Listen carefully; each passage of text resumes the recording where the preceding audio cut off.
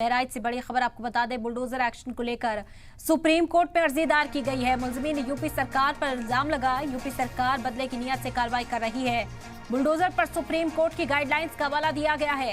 अहम जानकारी इस वक्त आप तक पहुंचा रहे हैं। ये मामला एक बार फिर सुप्रीम कोर्ट पहुंचा है। आपको बता दें कि बुलडोजर एक्शन पर सुप्रीम कोर्ट ने रोक लगाई थी कि एसओपी जब तक सुप्रीम कोर्ट की ओर से जारी नहीं की जाती तब तक के लिए बुलडोजर एक्शन पर रोक रहेगी। लेकिन आपको बता दें कि इलीगल कंस्ट्रक्शन पर किसी तरह की कोई रोक नहीं, साफ तौर पर कोर्ट ने कहा था। और अब जो मुलजिमीन है यूपी सरकार पर इल्जाम लगाते हुए नजर आए। हालांकि आपको बता दें कि जिनके घर पर बुलडोजर चल रहा है उनका जो इंतजामिया है उसका कहना है कि उन्होंने इलीगल कंस्ट्रक्शन किया, इस वजह से बुलडोजर वहां पहुंचा है। हालांकि यहीं से जो तशद्दुद हुआ बहराइच के अंदर उसकी शुरुआत हुई थी और ये कहा जा रहा है कि तशद्दुद की वजह से ही उनके साथ इस तरह की कार्रवाई को अंजाम दिया जा रहा है। बहराइच से ये बड़ी जानकारी इस वक्त आप तक पहुंचा रहे हैं। बुलडोजर एक्शन को लेकर सुप्रीम कोर्ट में अर्जी पहुंच गई है। मुलजिमीन ने यूपी सरकार पर संगीन इल्जाम लगाया, यूपी सरकार बदले की नीयत से कार्रवाई कर रही है।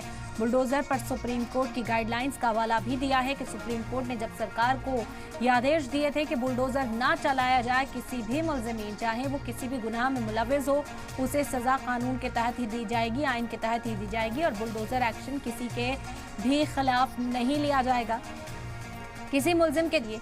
लेकिन उत्तर प्रदेश में बहराइच का ये मामला गरमाता हुआ नजर आ रहा है क्योंकि यहाँ पर बुलडोजर एक्शन की तैयारी में पीडब्ल्यूडी है, नोटिस चस्पा किए गए हैं और ये कहा गया कि ये मामला पुराना था, ये मामला इस फसाद से जुड़ा हुआ नहीं या फिर मुलजिम के घर पर कार्रवाई की कोई बात नहीं है।